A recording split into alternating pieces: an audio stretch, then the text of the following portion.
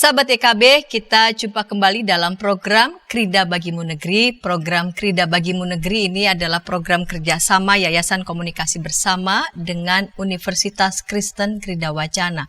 Ukrida tempat yang tepat menyiapkan masa depan bagi Anda bila Anda sebagai kaum muda dan masa depan bagi anak Anda bila Anda sebagai orang tua. Pada program Krida Bagimu Negeri, kita mau membincang tentang topik-topik yang sedang mengemuka di tengah masyarakat dan tentu saja kita membahasnya dalam berbagai perspektif keilmuan seperti ekonomi, kesehatan, psikologi, politik, dan tentu saja dalam perspektif iman Kristen. Pada episode kali ini kita membincang tentang mengubah ketidakpastian menjadi bisnis yang sukses. Mengubah ketidakpastian menjadi bisnis yang sukses. Saya sebagai pemandu percakapan Pendeta Santiani Manurung. Dan bersama dengan saya telah hadir di studio yang akan membincang topik mengubah ketidakpastian menjadi bisnis yang sukses. Gimana nih yang tidak pasti ini? Ya, tetap kita percaya nih akan ada tetap peluang ya pada bisnis yang sukses, yaitu Profesor Dr. Insinyur Bernard T. Wijaya. Salam jumpa, salam kenal. Salam Pak jumpa, Bernard. Ibu Pendeta. Ya, Profesor Dr. Insinyur Bernard T. Wijaya. Ini harus saya baca ini supaya sah ini ya. MM CSCA CRA CRP. Wah, ini panjang sekali. Prof. Bernard ini adalah sebagai guru besar tetap Fakultas Ekonomi dan Bisnis Universitas Kristen Krida Wacana. Dan selain dari itu, kegiatan sehari-hari beliau di Martha Tilaar Group sebagai direktur dan juga komisaris ya di berbagai company Martha Tilaar Group. Jadi dari segi keilmuan, pengalaman, kepakaran beliau tidak usah diragukan lah. Kita bicara tentang mengubah ketidakpastian menjadi bisnis yang sukses. Baik, Prof, kita mulai di segmen yang pertama ini. Saya mau mulai dengan, ini kan topiknya tentang mengubah ketidakpastian menjadi bisnis yang sukses. Pertama, apa sih yang tidak pasti ini? Ketidakpastian macam apa yang hendak kita mau soroti ini, Prof? Baik, mari kita mulai dengan dunia kita ya. Kita ini kan hidup sekarang di abad 21 ya. Dan pada awal-awal abad 21 ini kita mendapat kejutan ya. Dunia ini tiba-tiba mendapatkan satu peristiwa di mana cukup mengguncang seluruh dunia. Kalau perang mungkin biasa ya, yaitu COVID-19. Dan COVID ini tentu saja bukan hanya mempengaruhi ekonomi kalau kita berbicara mengenai bisnis, tapi bahkan nyaris ya, itu sungguh mempengaruhi sekali kehidupan kita ya, cukup fatal begitu. Nah, kita tahu bahwa bisnis itu kan hidup di dalam suatu ekosistem. Jadi kalau ekosistemnya itu bagus, maka bisnis itu akan berkembang. Nah, salah satu indikator yang paling penting adalah ekonomi. Jadi kalau pandemik itu pasti ekonominya sangat terganggu sekali ya, bahkan boleh dikatakan hampir berhenti gitu ya. Dan itulah yang menjadi salah satu ancaman ya, yang kita tidak pernah tahu. Makanya kita sering mengatakan hari ini tidak pasti ya. Hari ini kita baik-baik saja, besok pagi ada suatu kejadian yang kita tidak bisa prediksikan. Nah, di dalam perjalanan hidup kita sebetulnya bukan hanya pandemik. Dunia ini kan menyisakan banyak hal-hal yang belum terselesaikan, yang kita suka sebut dengan istilah krisis. Jadi krisisnya belum selesai, kita ketimpa pandemik, dan pandemik ini menjadi tambah memberi beban ya di dalam beberapa hal di dalam kehidupan kita. Nah, ada beberapa pakar memberikan satu ilustrasi pada waktu kita mengalami pandemik. Itu ada seorang yang namanya Slesak ya. Itu mengatakan bahwa pandemik ini bisa dimodelkan ya. Ada yang mengatakan wah, pandemik ini bisa cepat berlalu. Jadi recovery-nya cepat. Ada yang mengatakan wah, pesimis sekali ya. Ini nanti akan seperti bentuk huruf L. Kita down dan selesai kita semua. Ada yang mengatakan bahwa enggak, ada bentuknya seperti huruf W. Jadi naik turun seperti itu. Jadi dari survei yang dilakukan dengan model itu, ada perusahaan konsultan, kita tahu semua ya, Boston Consulting itu mewawancarain pemimpin-pemimpin perusahaan besar. Mereka lebih percaya mengatakan bahwa pandemi ini akan lama gitu. Jadi dampaknya itu recovery-nya lama. Nah, kenapa dasarnya mereka mengatakan lama ya? Ya tadi itu ya, sisa-sisa krisis di masa-masa yang sebelum pandemik itu sebetulnya banyak pekerjaan di dunia kita gitu ya. Dan kita suka mengenal istilah itu dengan mungkin tahun 92-an kita suka mendengar istilah VUCA gitu ya. VUCA itu kan singkatan volatile gitu ya. Semua itu bisa berubah dengan seketika gitu. Dan ini pandemik ini menjadi salah satu contoh nyata gitu ya. Bahwa tiba-tiba saja begitu. Semua tidak siap gitu ya. Betul. Dan ketidaksiapan itu menyebabkan panik gitu. Ya, uncertainty ya. Betul. Dan hidup tuh menjadi rumit gitu, Betul. kompleks katanya gitu ya. Dan semuanya menjadi bingung gitu ya. Ambigu semua gitu, bingung gitu.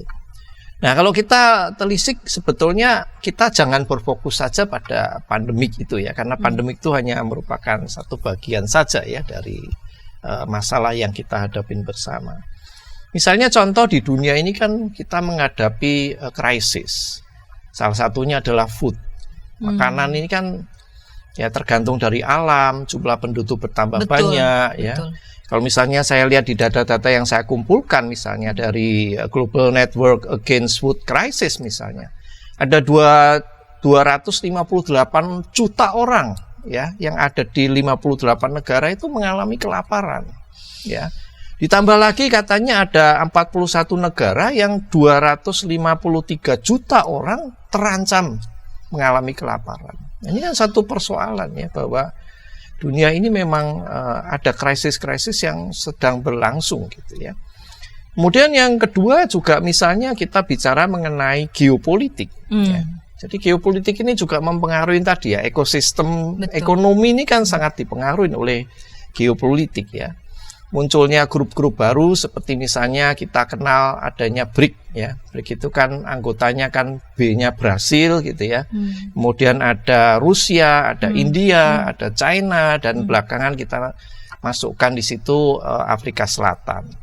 Nah, ini akan mengimbangin sekarang yang kita sebut dengan negara-negara maju G7 ya, G7. Nah, ini kan mempengaruhi semua sistem ekonomi di dunia ya. Nah, belum lagi dalam perkembangan dunia ini kan kita hidup di dunia yang sama gitu ya. Kita itu selalu mengatakan hidup dalam kondisi krisis ya, climate gitu ya. Tahun lalu kita menyadarin bahwa aduh panasnya luar biasa, di mana-mana seluruh dunia mengalami peningkatan suhu yang luar biasa. Dan bahkan kalau kita lihat data-data itu targetnya kan 2050 harusnya boleh cuma naik 1,5 derajat gitu ya. Ini tercapai dengan cepat. Nah, dampaknya kan banyak ya.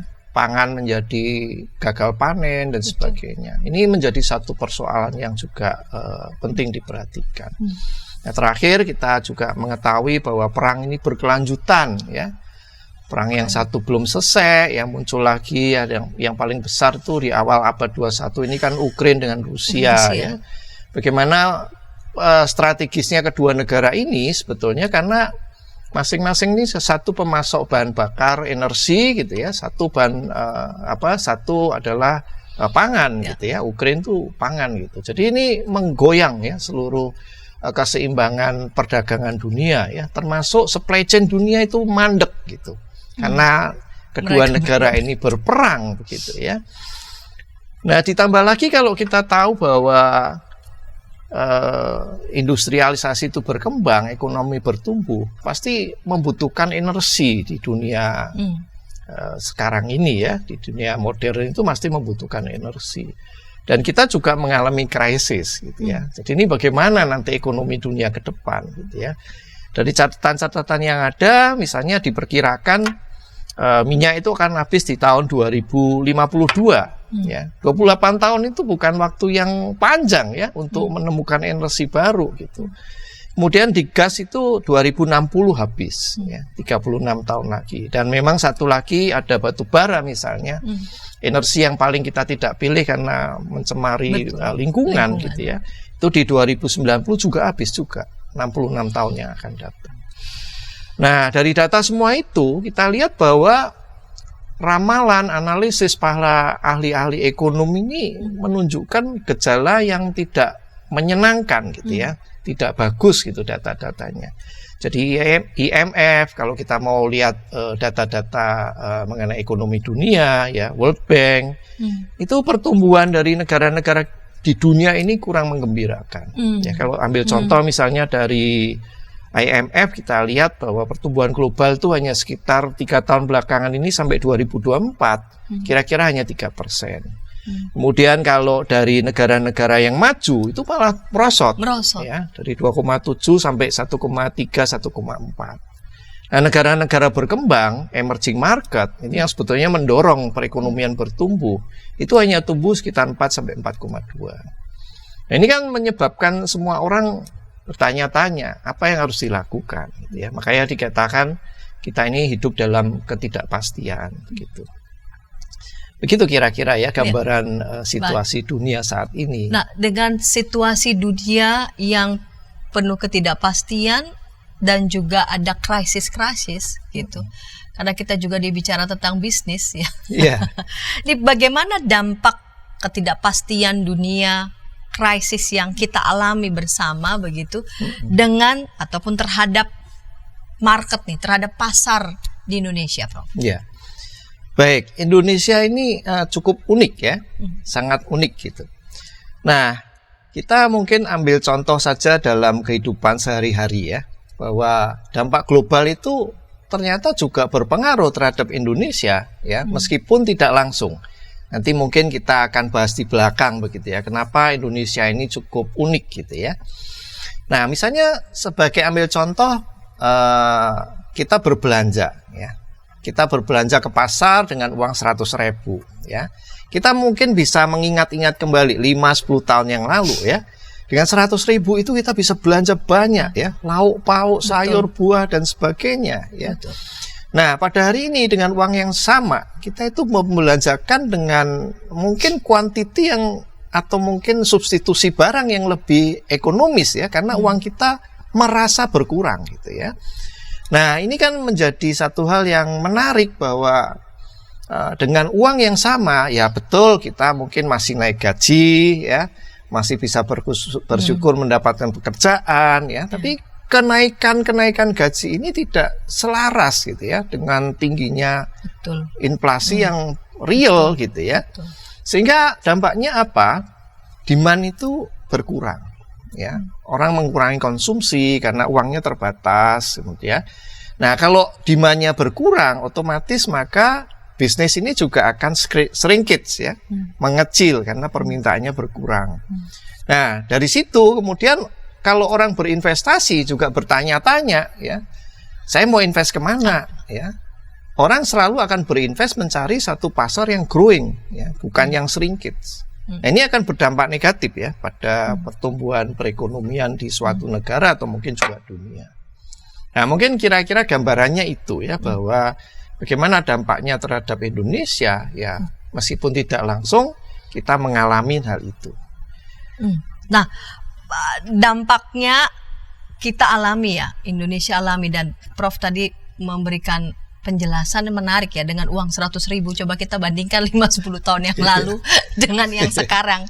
Ya, uang 100.000 yang 5-10 tahun yang lalu kita bisa beli apa, sedangkan yang sekarang kita baru bisa beli apa, begitu. Ya betul, ada penambahan gaji, tapi kita juga akui betul itu tidak bisa mengejar seperti yang 5-10 tahun yang lalu. Itulah kondisi kita bersama ya. Nah, jika dengan demikian begitu, kalau memang dampaknya seperti itu begitu ya, nah, masih ada nggak peluang bisnis ya di era ketidakpastian khususnya di Indonesia dengan dampak yang sedemikian yang Prof tadi baru jelaskan. Penjelasan kecil itu sudah kita bisa bayangkan begitu ya efeknya untuk kita. Nah, kita akan ulas itu di segmen kedua, namun sebelumnya kita dengarkan pesan-pesan berikut ini.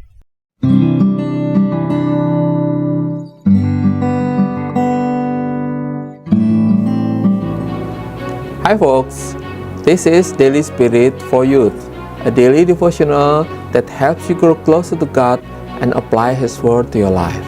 Daily Spirit for Youth dapat Anda saksikan hari Senin sampai Sabtu pukul 4.30 waktu Indonesia Barat di channel YKB TV.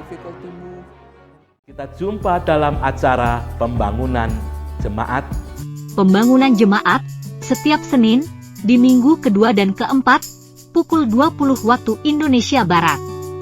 Dapat Anda nikmati di channel YKB TV.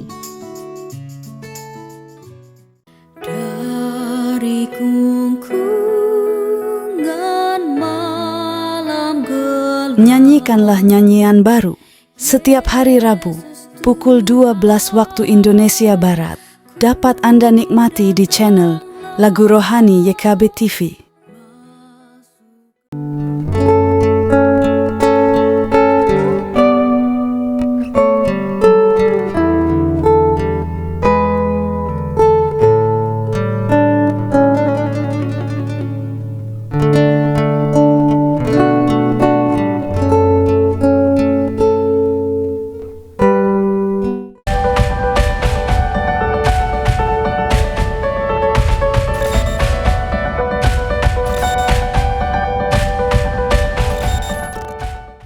Sahabat, senang masih bersama dengan kami dalam program Krida Bagimu Negeri. Pada episode kali ini kita membincang tentang mengubah ketidakpastian menjadi bisnis yang sukses. Mengubah ketidakpastian menjadi bisnis yang sukses. Saya sebagai pemandu percakapan, Pendeta Santiadi Manurung, mengajak sahabat semua boleh berinteraksi di kolom komentar yang sudah tersedia.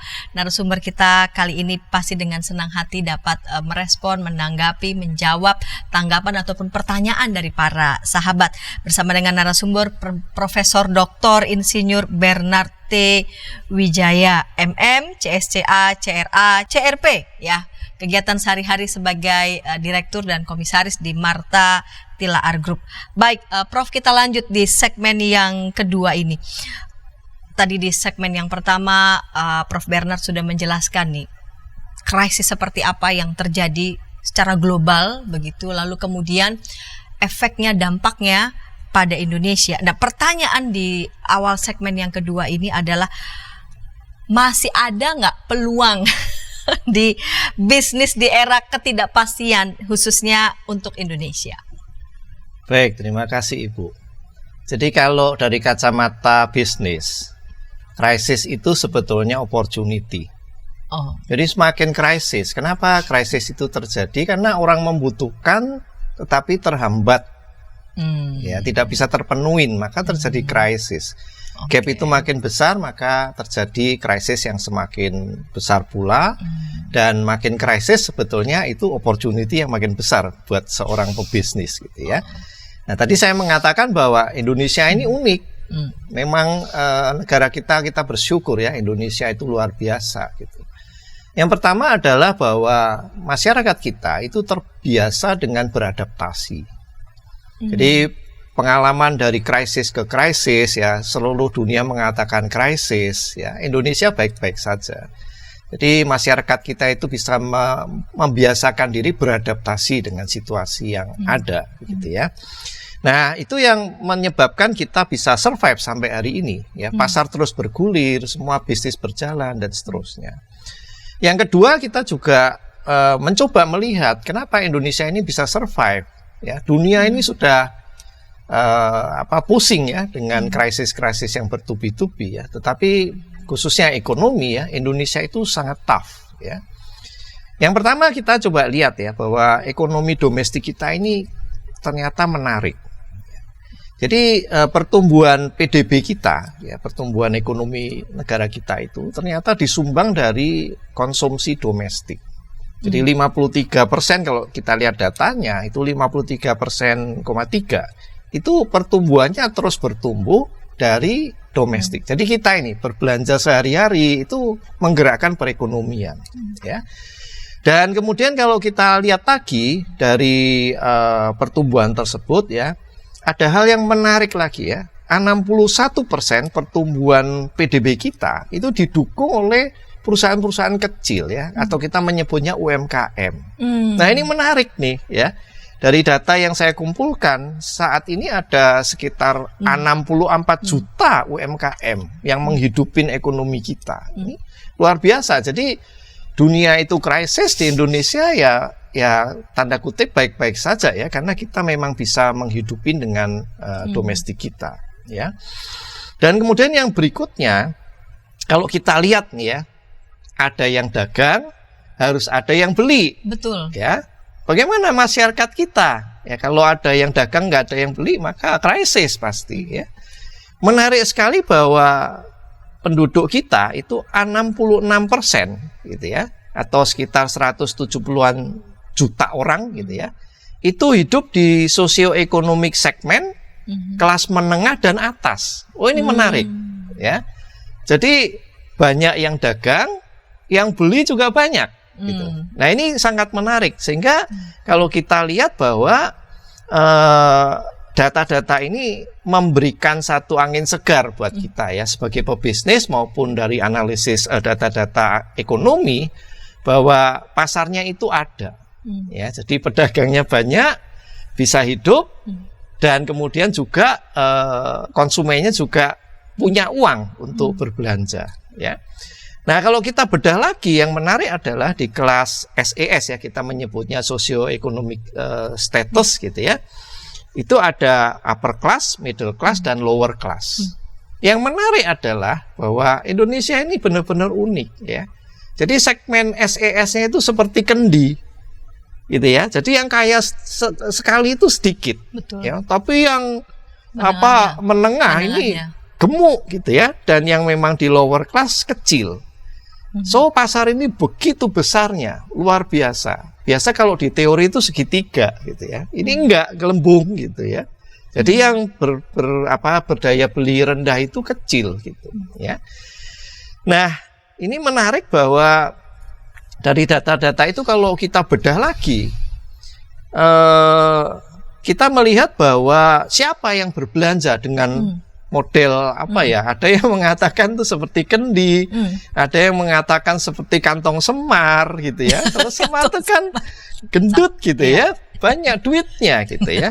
Jadi tidak heran kalau negara kita itu masuk ke G20, Ibu. Hebat ya Indonesia ini. Jadi negara yang 20 negara itu kan namanya G20, gitu ya. 20 negara ini itu menguasain, kalau data yang terakhir itu hampir 87% PDB dunia. Jadi duit ekonomi dunia ini dikuasain oleh 20 negara ini saja, begitu ya. Itu sudah mencapai 87%. Nah, penduduknya sendiri itu menguasai sekitar 65% populasi dunia. Nah, Indonesia nomor 4 ya, banyak penduduknya. Jadi ternyata penduduk banyak ini membawa berkah juga ya, karena pasar di situ ya. Dan Indonesia, saya cek data terakhir itu PDB-nya GNP ya, GNP, jadi GNP per kapitanya itu sudah menyentuh 5.000 US dollar per kapita per tahun. Jadi punya duit ya. 280 juta orang dikali 5.000 US dollar per tahun. Itu mereka kan belanja, spending ya. Jadi wajar kalau Indonesia ini menjadi sasaran pasar yang luar biasa besar ya. Nah, sekarang kita lihat siapa yang berbelanja nih ya dengan model kendi tadi itu ya. Menarik sekali bahwa kita bicara mengenai generasi yang sedang tiap hari kita bicarakan kan generasi XYZ nih ya. Nah, generasi yang sekarang itu menguasai pasar itu kalau dilihat datanya itu adalah generasi X, generasi Y, dan generasi Z. Y itu yang kita suka sebut-sebut dengan milenial ya. Betul. Milenial ini banyak duit karena sudah senior ya, bekerja produktif, lama, punya tabungan dan sebagainya. Tapi jangan salah bahwa sekarang ini kan ada generasi yang namanya Z ya, selenial, kita mengatakannya selenial ya. Ini catatan kecil aja ya ini. Ada lagi yang namanya mengatakan sentenial. Ya, kalau sentenialnya agak sedikit beda. Ya, kalau generasi Z itu hidup atau lahir di era-era tahun 90-an lahirnya. Tapi kalau centennial itu 2000 gitu, agak lebih muda gitu. Jadi kalau bicara duitnya banyak mana, secara logik mereka sudah lebih duluan bekerja, memasuki dunia kerja. Jadi punya duit nih gitu ya. Nah, total dari XYZ itu 80%. Jadi kantong semar tadi diisi orang-orang yang berduit gitu ya. Jadi ini pasar yang benar-benar luar biasa gitu, besar sekali, gitu ya. Nah ini kalau dibedah lagi lebih dalam, ini data-data yang saya coba kumpulkan ya. Menariknya adalah begini, mereka ternyata komposisinya nih ya, 33% itu bekerja sebagai karyawan ya, employee, gitu ya. Ada 17% sebagai entrepreneur. 17%. Dan 17% gitu ya. Ada lagi freelancer. Menurut saya ya freelancer itu juga entrepreneur gitu ya. Betul. Itu ada 13%. Jadi kalau ditotalkan dari usia-usia mereka XYZ tadi itu 63% itu produktif. Ya, punya pendapatan yang bisa digunakan untuk berbelanja. Ya, ini luar biasa ya. Makanya saya bilang Indonesia itu luar biasa ya. Jadi hidupnya dari domestik, kalau kita belanja sehari-hari, itu menggulirkan ekonomi kita. Ini luar biasa, besar sekali pasar kita. Ya.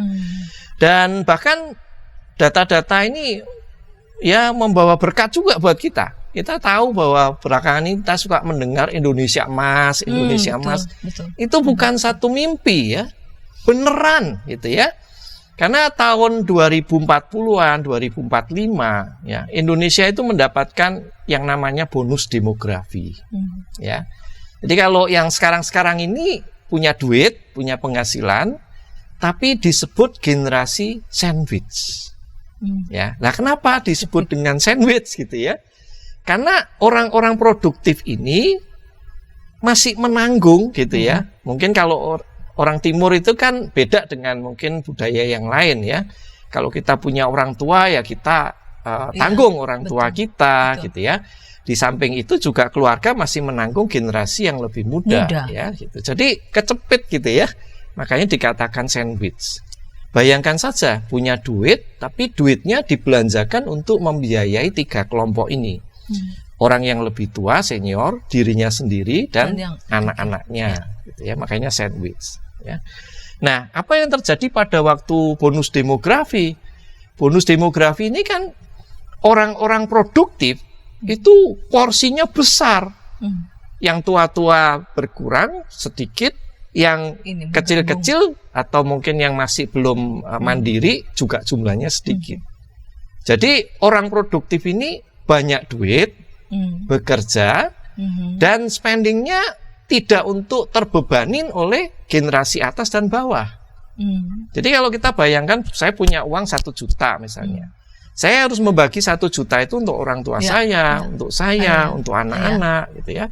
Dan pada waktu bonus demografi itu terjadi, saya punya uang sama 1 juta, tapi saya tidak keluar ongkos untuk menanggung orang tua dan anak-anak saya. So saya bisa membelanjakan untuk diri saya sendiri. Duitnya banyak. Nah ini momen, ini pasar ya. Jadi generasi-generasi ini kalau bisa dimanfaatkan, ini akan belanja nantinya. Dengan catatan ya bekerja ya, harus produktif gitu ya. Nah itu yang menarik di dunia pasar Indonesia. Jadi ya pelakunya ada, bergantung pada domestik, dan juga orang-orang yang berada di pasar ini punya kemampuan untuk spending. Daya beli begitu. Daya beli. Ya, punya daya beli. Punya daya beli. Gitu kira-kira. Yang kuat begitu. Nah, Prof tadi sudah menjelaskan begitu. Jadi bicara soal peluang mah besar berarti ya. Peluangnya besar. Tadi keunikan kita itu tadi ya. Pasar domestik kita itu yang besar ya, begitu. Lalu karakteristik tadi kan Prof sudah lihat nih, ini nih pelaku konsumen ya. Tapi bagaimana karakteristik konsumen pasar di Indonesia? Iya, baik. Jadi kalau tadi kan saya memberikan gambaran mengenai data-data ekonomi ya. Nah, bagaimana sekarang dengan konsumennya sendiri ya. Nah, kalau Indonesia ini ya balik lagi ya, netizen plus 62 gitu ya, kalau bahasa gaulnya itu kan gitu ya. Itu menarik bahwa kita punya ciri-ciri misalnya ya, kita itu suka mendengar istilah FOMO gitu ya. Nggak mau ketinggalan ya toh. Kalau temennya begini saya harus begitu, ikut. Nah, ini dalam dunia bisnis ini menjadi satu hal yang positif ya, karena mereka akan konsumerismenya itu ada gitu, mau spending ya. Ini yang pertama. Yang kedua, kita punya generasi itu mulai melek digital ya. Digital literasinya mulai membaik ya. Jadi kalau generasi X itu adalah dikatakan, ada yang mengatakan itu yang melahirkan dunia digital. Ya, melahirkan ya. Tapi perilakunya belum gitu. Nah, generasi yang namanya Zilenial, Centennial, Alpha barangkali yang lebih muda, itu sudah digital banget gitu ya. Nah, ini dalam keadaan pandemi kemarin ini dipercepat ya.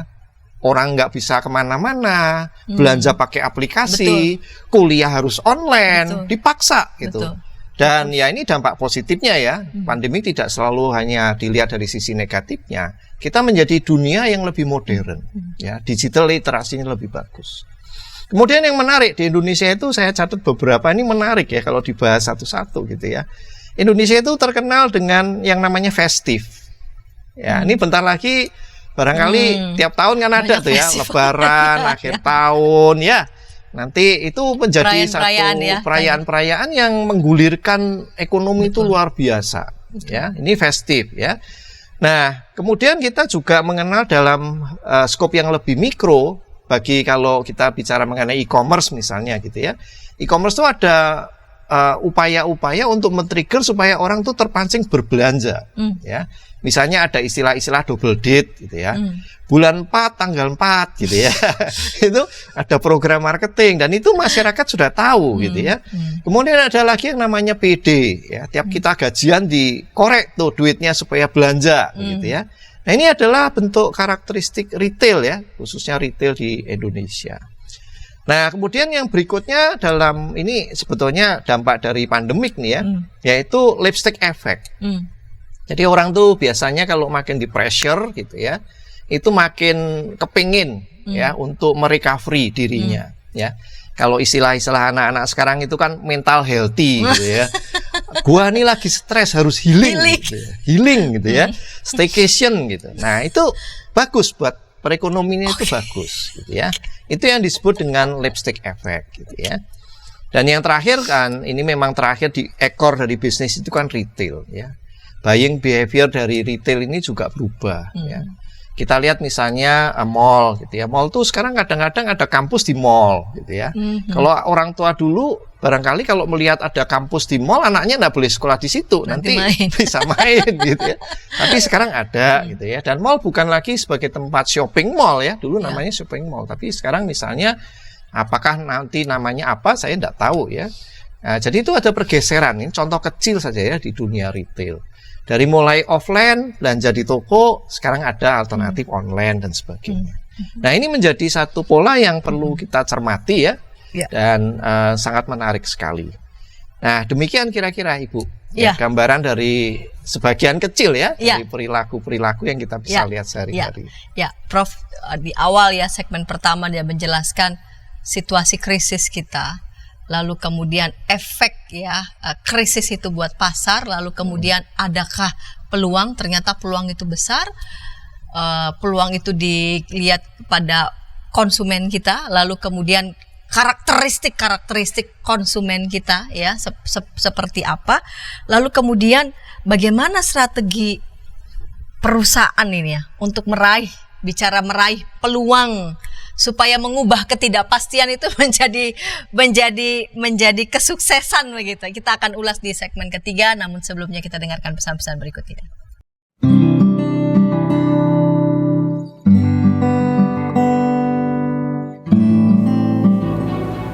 Hi folks, this is Daily Spirit for Youth, a daily devotional that helps you grow closer to God and apply His word to your life. Daily Spirit for Youth dapat Anda saksikan hari Senin sampai Sabtu pukul 4.30 waktu Indonesia Barat di channel YKB TV. Kita jumpa dalam acara pembangunan jemaat. Pembangunan jemaat setiap Senin di minggu kedua dan keempat pukul 20 waktu Indonesia Barat. Dapat Anda nikmati di channel YKB TV. Dari kungkungan malam gelap. Nyanyikanlah nyanyian baru setiap hari Rabu pukul 12 waktu Indonesia Barat. Dapat Anda nikmati di channel Lagu Rohani YKB TV.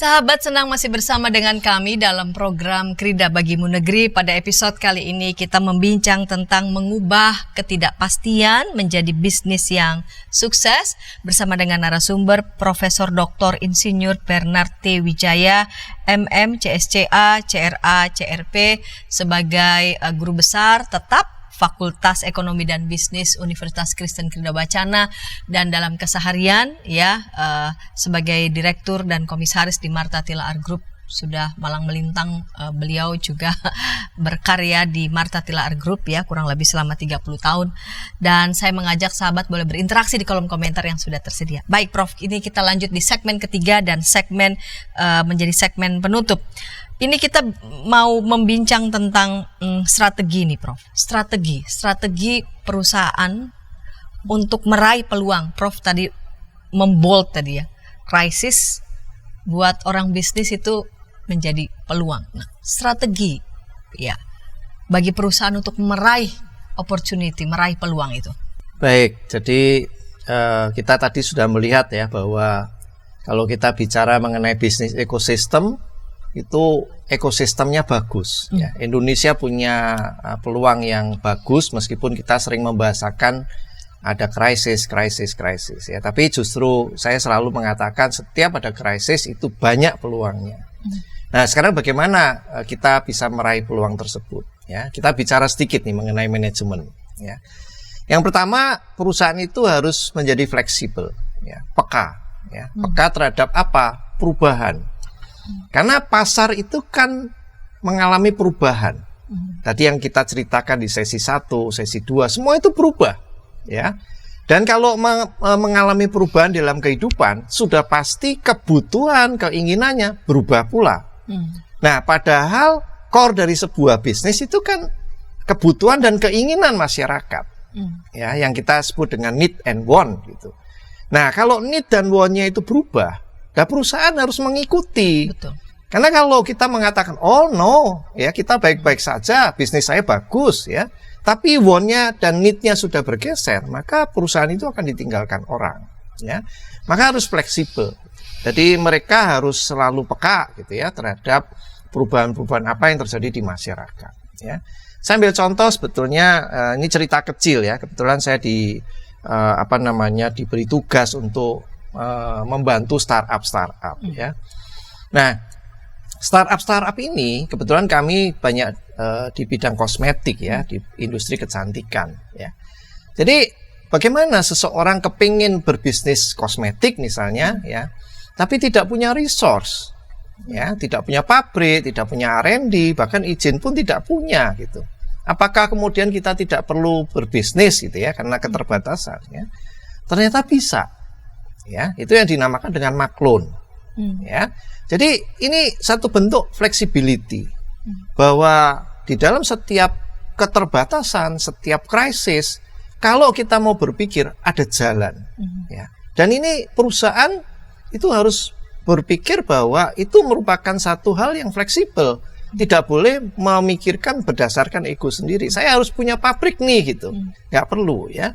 Jadi contoh-contoh di dalam flexibility management itu banyak ya.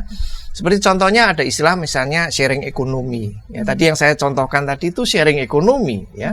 Jadi seseorang bisa datang ke suatu tempat untuk produksi barang atau jasa dengan cara maklun tadi ya, tanpa harus mendirikan pabrik, tanpa harus memiliki persyaratan yang lain seperti itu ya. Contoh-contoh lain misalnya kita tahu bahwa sekarang banyak platform ya, platform-platform yang membantu kita di dalam kegiatan berbisnis gitu ya. Salah satu contoh misalnya kemarin saya mendapatkan satu presentasi mengenai aplikasi accounting misalnya ya. Jadi kalau kita biasa dalam satu company itu accounting bisa 10-15 orang seperti itu ya. Dengan aplikasi ini kita bisa hanya membutuhkan mungkin 2 orang ya, dan itu terintegrasi real time. Ya, kita tidak punya jeda waktu untuk ya, kalau accounting dalam proses yang konvensional itu membutuhkan waktu ya untuk proses. Nah, kalau kita tidak mau menjadi berubah seperti itu, maka akan tertinggal ya. Jadi harus fleksibel. Satu peka, kemudian kedua kita mendudukkan diri ya, beradaptasi dengan situasi yang baru ya, harus fleksibel.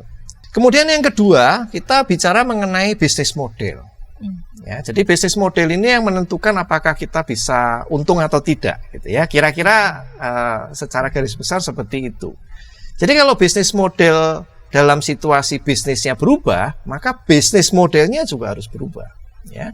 Jadi tidak boleh, tadi ya satu sudah fleksibel, kedua bisnis modelnya masih lama ya, nggak bisa fleksibel ya, maka harus diikutin dengan cara melakukan perubahan terhadap bisnis model. Tadi sepintas saya sudah berikan contoh ya, mall kok sekarang bukan menjadi shopping mall lagi gitu ya, bisa tempat nongkrong, bisa tempat entertainment, bisa macam-macam gitu ya, Tempat kerja lagi. tempat kerja ya, kadang-kadang seperti itu ya. Nah, seperti ambil contoh misalnya ya, beberapa waktu yang lalu saya sempat melakukan satu presentasi bisnis ya, mengundang teman-teman kolega gitu ya. Itu menggunakan layar bioskop, Ibu. Jadi saya sewa bioskop itu tidak mahal ya. Seperti kita menonton film ya, karcisnya per seat itu berapa, dan kita tahu bahwa bisnis model bioskop itu kan sekarang kecil-kecil ya, maksimum 100 seat gitu ya. Saya bisa presentasi dengan layar bioskop. Jadi bioskop itu sekarang apa namanya? Kan bukan bioskop lagi ya. Anda bisa gunakan untuk bertemu presentasi, untuk meeting, untuk mengundang teman-teman nonton film yang Anda sukai gitu. Ini bentuk-bentuk yang dinamakan dengan flexibility, dan model bisnisnya juga berubah. Ya, seperti dulu kita mengenal handphone gitu ya. Cuman buat apa? Telepon ya. Sekarang kita menamakannya smartphone. Ya. Apapun ada di dalam genggaman kita. Nah, ini bisnis model ya. Kemudian yang berikutnya kita harus fokus kepada yang namanya company advantage ya. Keunggulan perusahaan kita itu apa ya. Jadi sebetulnya kalau bicara mengenai keunggulan perusahaan itu ada 3 sumber ya. Yang pertama itu yang paling tinggi, kalau kita punya uniqueness. Jadi punya sesuatu yang unik yang orang lain nggak punya gitu. Itu menjadi satu keunggulan yang harus dimanfaatkan. Ya. Contoh misalnya, Ibu punya resep nih ya, resep masakan oma enak banget gitu. Orang lain nggak bisa nyontek gitu. Nah, itu adalah yang namanya unique resources. Ya. Maka dikatakan kalau Anda punya itu, kita mengatakan bahwa kita bisa melakukan advantage dalam bentuk komparasi. Makanya dinamakan comparative advantage ya, komparatif ya, dibandingkan orang lain tidak bisa menang. Yang kedua, kalau kita punya resource yang berlimpah, itu yang biasanya dipelajari di dalam nama competitive advantage. Itu kita membutuhkan resource untuk membangun advantage. Ya, membangun ya investasi dan sebagainya. Ini yang kedua ya. Yang ketiga ini yang biasanya kita belajar di entrepreneurship ya. Inferior resources. Oh, enggak punya apa-apa kok bisa berbisnis. Nah, itu tadi yang saya ceritakan di awal tadi ya. Bagaimana seseorang kekurangan resource tapi dia bisa berkembang maju ya. Kalau teori entrepreneurship mengatakan apa? From zero to hero ya. From zero loh ya, bukan punya modal ya. Enggak punya apa-apa menjadi. Nah, bagaimana caranya? Kolaborasi. Kolab. Gitu ya. Jadi 3 ya. Anda boleh pilih mana yang Anda mau sukai dan Anda fit dengan keadaan di perusahaan kita. Ya. Mau komparatif boleh, mau kompetitif boleh, mau inferior pun boleh, gitu ya. Tapi Anda harus melakukan kolaborasi. Makin kita merasa lemah, makin berkolaborasilah. Dan apalagi Anda di zaman bisa sekarang nggak mungkin nggak berkolaborasi. harus ya itu tadi ya. Jadi kalau resepnya gitu ya, company advantage dibangun dengan apa? Berkolaborasi. Ya zaman dulu orang kok punya sesuatu disimpan gitu ya, karena itu dianggap keunggulan ya. Zaman sekarang tidak. Makin Anda share, Anda makin kaya. Ya. Ini prinsip yang di bisnis sekarang. Kenapa? Kalau Anda makin sendirian, Anda tidak punya teman, Anda mati gitu. Zaman sekarang gitu ya, karena digiles dengan perusahaan-perusahaan yang berkolaborasi menjadi besar gitu ya. Itu yang ketiga. Kemudian yang berikutnya adalah harus masuk ke dunia digital ya, mulai masuk ke dunia digital. Tadi saya mengatakan bahwa generasi yang banyak duitnya ini umum ya adalah generasi milenial ya, generasi X, generasi milenial banyak duit karena mereka sudah berkarya cukup lama ya. Tapi jangan salah bahwa generasi sentenial, generasi alpha ini kan sekarang belum punya uang ya untuk belanja ya, karena masih mungkin bergantung orang tuanya dan sebagainya ya. Kalau berkarir masih di level-level yang masih mulai begitu ya. Nah, tetapi ke depan tadi dikatakan bahwa dunia itu akan makin digital. Ya, generasi X itu kan cuman generasi milenial itu cuman sebagai melahirkan dunia digital. Tapi yang hidup di real dunia digital adalah anak-anak generasi Z dan Alpha nantinya. Ya, dan mereka ini akan gaya hidupnya, kebutuhannya beda, ya. Cara belanjanya beda, cara ngomongnya beda. Ya. Nah, misalnya contoh ya belanja. Kalau kita lihat ya orang-orang seperti kita, mungkin seperti saya, belanja ke toko lihat barang baru lihat gitu, tertarik ya. Tapi anak-anak sekarang barangkali yang dilihat apa? Review ya, komen ya. Teman-teman ini lagi apa sih yang trending gitu ya. Ini menarik sekali ya. Jadi dunia digital harus kita mulai masukin sekarang ya. Data yang saya kumpulkan itu menarik ya, di Indonesia tahun 2022 pengguna internet itu ada 204 jutaan orang ya. Dan yang memang internet user itu kira-kira 70%-an ya, 73,7 tepatnya ya, 2022 ya, ini agak ketinggalan nih datanya ya. Dan yang menarik, pengguna internet itu ya 8,5 jam setiap hari rata-rata. Ya, jadi terkoneksi ya, tidak artinya itu tidak selalu ya. Misalnya kita punya handphone ini kan terkoneksi dengan dengan internet, tapi tidak berkomunikasi gitu ya. Jadi datanya kira-kira bunyinya begitu gitu ya. Jadi kalau ini bisa diaktifkan, maka orang itu akan hidup di dunia keasikannya sendiri gitu ya, di dunia internet ini. Ya, jadi ini adalah dunia digital ya. Perusahaan harus mulai mengarahkan ke sana ya. Semua itu menjadi sekarang lebih efisien, menjadi lebih praktis ya, mendekatkan diri konsumen dengan produsennya, produsen berkomunikasi dengan konsumennya, itu melalui dunia digital ya. Dan yang terakhir ini PR ya, tadi di awal saya juga mengingatkan ini bahwa dunia ini adalah milik bersama. Ya, dunia ini cuma satu ya, belum ada kita tinggal di planet manapun ya. Jadi dunia ini mesti dirawat. Ya, maka kita sekarang itu banyak bicara mengenai sustainability. Ya, Anda betul berbisnis hari ini mencari mencari keuntungan gitu ya. Tapi ingat ya, kalau konsumennya sakit ya nggak ada yang beli. Ya, kalau dunianya runtuh ya tidak ada dunia lagi, kita kiamat gitu ya. Maka kita bicara mengenai sustainability. Mulai sekarang harus dilakukan ya. Climate itu jangan dianggap main-main ya, serius sekali ya. Nanti dunia ini bisa benar-benar tidak bisa hidup karena tidak bisa beradaptasi dalam waktu yang begitu cepat terhadap perubahan climate ya. Jadi saya mengingatkan mengenai prinsip-prinsip yang namanya SDG ya, Sustainable Development Goals ya. Kita kalau nanti mungkin kita pelajarin dari UN sendiri itu punya 17 prinsip ya. Kita bisa berkontribusi di situ ya, perusahaan bisa berkontribusi di situ. Apakah misalnya kebijakan lingkungan ya, memperhatikan mengenai hak asasi manusia. Terus kemudian juga kita bicara mengenai ada istilah-istilah yang sekarang dibangun di dunia perdagangan ya. Seperti contohnya misalnya fair trade ya. Jadi kalau saya tadi mengatakan bahwa di Marta Tilaar membantu petani-petani gitu ya.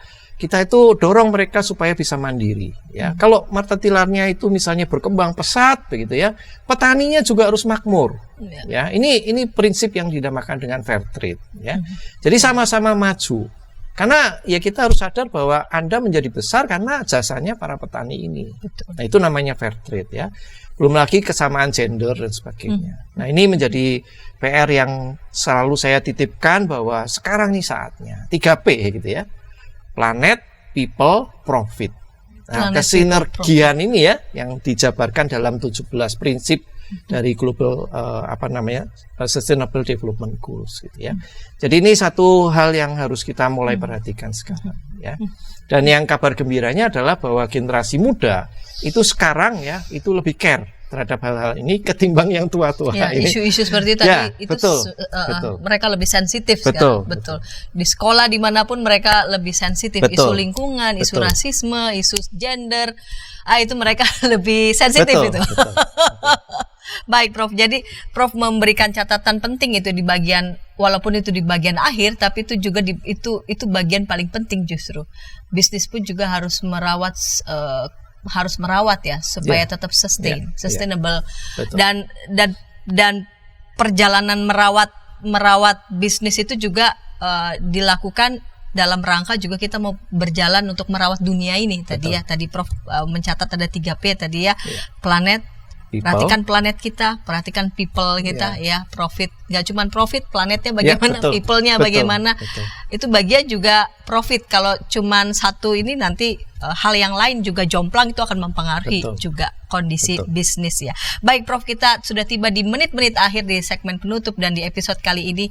Adakah semacam pesan nih yang Prof bisa sampaikan kepada para sahabat dimanapun berada? Mari silakan Prof. Ya, baik. Saya rangkum 3 strategi penting terakhir ya. Satu, harus menjalankan flexible management. Kemudian yang kedua, fokus pada keunggulan tadi ya.